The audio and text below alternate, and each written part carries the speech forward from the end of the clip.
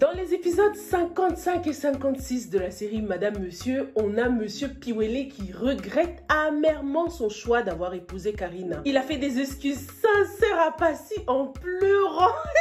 C'était triste et drôle à la fois. Piwele, il regrette de ouf les gars. Il a enfin avoué à Passy qu'il avait fait une erreur. Hein. Il a dit à Passy qu'elle est vraiment la seule qu'il a toujours aimée, la seule avec qui il se sent bien. Quand il est en train de parler et tout ça, ça se voit que Passy, elle a failli craquer quoi. Mais je suis sûre dans sa tête, elle se disait non, je suis une barga, je dois pas me laisser avoir par les sentiments. Du coup, elle est restée très dure avec lui hein, lorsqu'il présentait ses excuses. Elle lui a lancé des pics, hein, elle l'a provoqué. Elle lui a dit ouais, alors ta femme elle accouche quand? Passy a été sarcastique. Elle a demandé à Piwele d'essuyer ses larmes et de retourner chez lui pour que sa femme ne le trouve pas dans cet état-là quoi. Franchement, c'était quand même très bien de la part de Piwele de venir présenter ses excuses à Passy comme ça, seul à seul, hein, en tête à tête, sans l'influence des parents, de la famille. Pendant cette scène-là, j'avais envie de dire, Austin, prends des notes. C'est comme ça qu'on apologize lorsqu'on a fait du mal à sa femme. C'est comme ça que tu dois présenter tes excuses à Kim. Dites-moi ce que vous avez pensé des excuses de Piwele. Est-ce que vous pensez que Passy va le laisser souffrir encore longtemps? Maintenant qu'on sait à quel point il regrette, ça le fera tellement mal de voir Passy avec quelqu'un, je vous jure. Alors, pourquoi est-ce que Piwele est venu présenter ses excuses? Parce qu'en fait, le séjour de sa fille chez lui, c'était vraiment la goutte d'eau, quoi. Ça s'est extrêmement mal passé avec Karine. Karine forçait la fille de Piwele à faire le ménage dans toute la maison. Et lorsqu'elle voulait regarder la télé, elle l'interdisait de le faire. Du coup, Karine a décidé d'enfermer la petite dans sa chambre, s'il vous plaît. La fille de Piwele, elle était vraiment devenue une prisonnière dans sa propre maison, quoi. Pendant sa conversation avec cette fille, on apprend aussi que Karine a eu une belle-mère. La femme de Jean-Marie qui est décédée n'était peut-être pas sa mère, en fait. J'espère en tout cas que Karine n'est pas à l'origine de cette mort, hein, parce que ce serait grave quand même. J'ai tout de même aimé le comportement de la petite, hein. Elle ne s'est pas laissée intimider, c'est une vraie barga. On imagine que Karine a dû la menacer en mode si tu dis la vérité à ton père, tu verras ce que je vais te faire. Mais elle a quand même tout balancé à son père quoi. Du coup, Piwele, franchement, il vit l'enfer avec Karine qui n'hésite pas à le challenger et à lui manquer de respect devant sa fille. D'ailleurs, est-ce que vous avez regardé le nouveau clip de Mimi? Ça s'appelle Faya. J'en profite hein, parce que je l'ai regardé. Il est sorti, je crois, aujourd'hui ou hier, je crois. Donc, c'est tout frais, tout neuf. N'hésitez pas, le clip est vraiment trop bien. La chanson est super belle. En plus, c'est un featuring avec Loco, les gars. Donc, ouf, c'est le feu. C'est le cas de le dire. Et Kindy et Paul ont été arrêtés. Mais ils ont quand même failli s'échapper hein, par la route cette fois-ci parce qu'en avion, c'était mort. Comme il y avait un mandat d'arrêt contre eux, ils n'ont pas pu prendre l'avion. Du coup, ils avaient décidé de se barrer par la route, quoi. Mais pour ça, il fallait se changer, se déguiser pour passer inaperçu, tu vois. Et Kindy, elle est déjà très différente en ce moment avec ses cheveux. Et puis, Paul a changé d'apparence, mais complètement, quoi. Il s'est transformé en femme.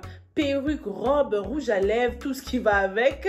Paul était vraiment méconnaissable. Et au moment de sortir de l'appartement pour prendre la route, boum, il tombe face à face avec l'autre criminel là. Celui qui veut que Paul lui donne son argent. Le criminel, bien sûr, il pointe une arme sur eux, hein, en mode vous avez vraiment cru que vous allez pouvoir m'échapper là. Et malheureusement pour lui, Paul et Kindy réussissent à le tuer. C'est surtout Paul hein, qui a tiré. Il pensait être débarrassé les gars. Ça y est, il se dirigeait encore une fois vers la porte pour se sauver. Bam, la police fait éruption dans l'appartement. Les deux policiers Gogol là arrivent à les arrêter. Non mais on en parle du policier qui n'a pas reconnu Paul.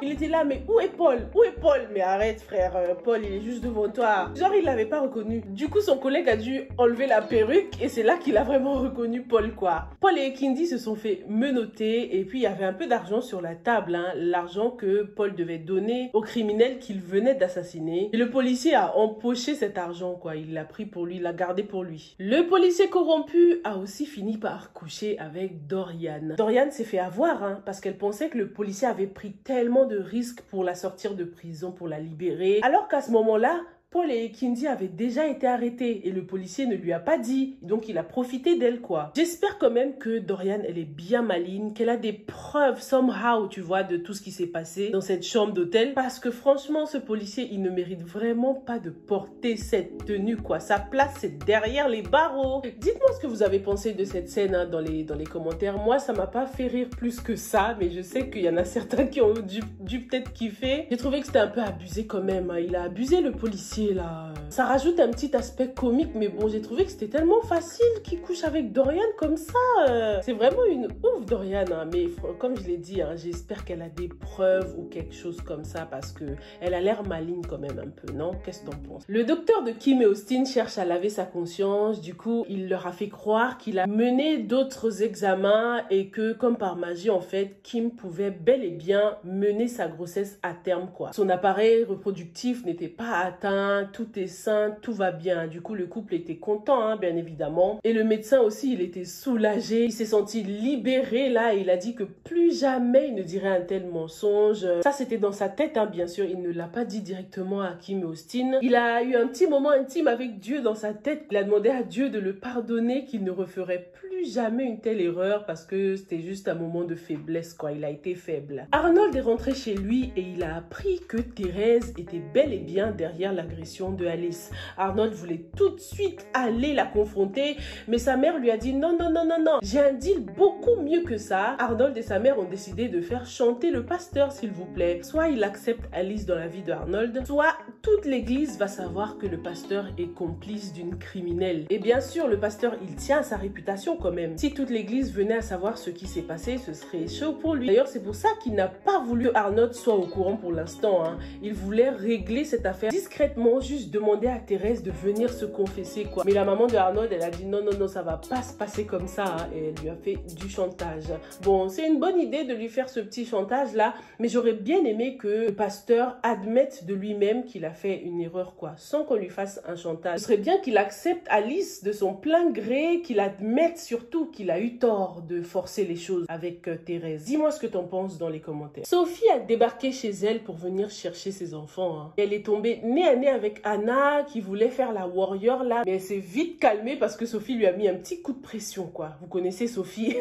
Anna, en fait, elle a que la bouche, hein. À chaque fois qu'elle se rencontre avec Sophie, voilà, Sophie lui fait sa fête. Du coup là, elle s'est vite fait écarter et Sophie est partie avec ses enfants. De retour à la maison, Anna apprend à Bill que Sophie est venue chercher ses enfants. Du coup, il a cru qu'en fait, Sophie elle voulait partir à Paris avec ses enfants. Alors que non, Sophie était juste venue chercher ses enfants pour les emmener dans la maison que Julien lui a offert parce que ses enfants lui manquent, quoi. Arrivée là-bas aussi, elle tombe nez à nez avec Julien qui était censé déjà être à Paris. Elle lui a dit, mais Julien, qu'est-ce que tu fous là? Bien sûr, il a menti. Il lui a dit que, soi-disant, il avait raté son vol ou je ne sais quoi. Le soir venu, les enfants étaient en train de regarder un film avec Sophie et Béa. Et Sophie leur a demandé d'aller se coucher. La fille de Sophie et Darren, le fils de Julien, sont allés se coucher, mais Dylan est resté dans le salon. Ce qui fait que quand le tueur à gages est venu pour tuer l'enfant de Julien, il a confondu avec Dylan, l'enfant de Bill. Et c'est Dylan qui s'est pris une balle. Heureusement, le tueur n'a touché que sa jambe. Bill, il était déjà en train de se réjouir, mais le choc lorsqu'il apprend qu'en fait, c'est son fils à lui qui a été touché, quoi.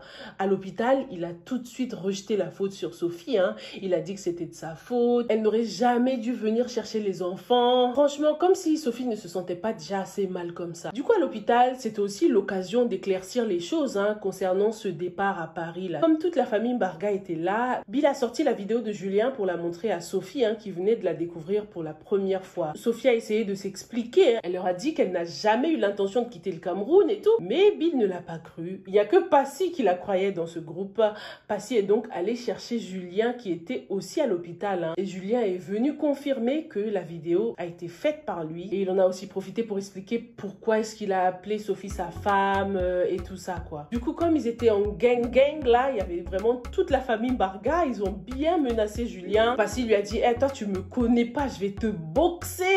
Même Sophie l'a menacé, hein. Elle lui a dit, par contre Julien, c'est la dernière fois que tu dépasses les bornes comme ça. Je veux plus jamais entendre cette histoire de je suis ta femme ou quoi. Je suis la femme de Bill, un point, c'est tout. Ah! Bill était tellement fier derrière. En tout cas les gars, maintenant Sophie est vraiment dans le mal, hein. Elle perd tout en fait. Elle a perdu sa maison, elle a perdu son mari, son foyer, tout. Du coup elle pense sincèrement retourner au village là parce qu'elle n'a pas le choix, hein. À ce moment-là, elle était en train de discuter avec Kim et Austin. Elle leur disait ce qu'il en était, quoi, qu'elle allait être obligée de rentrer au village, etc.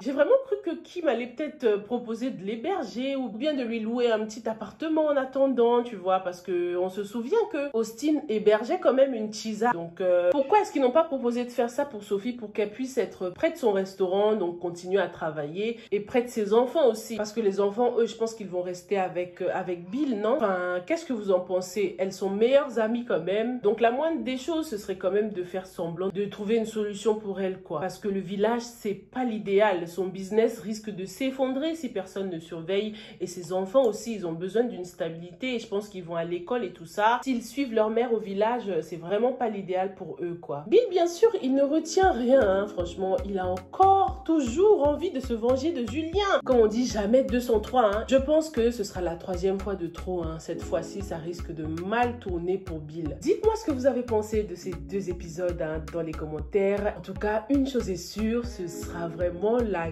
guerre entre Piwele et Karine en ce moment, hein, dans la maison. Ça va être le faille à le feu. Merci beaucoup d'avoir regardé la revue jusqu'au bout, les gars. Et puis, on se retrouve dès demain pour la prochaine, ok? Stay safe and stay blessed. Bye!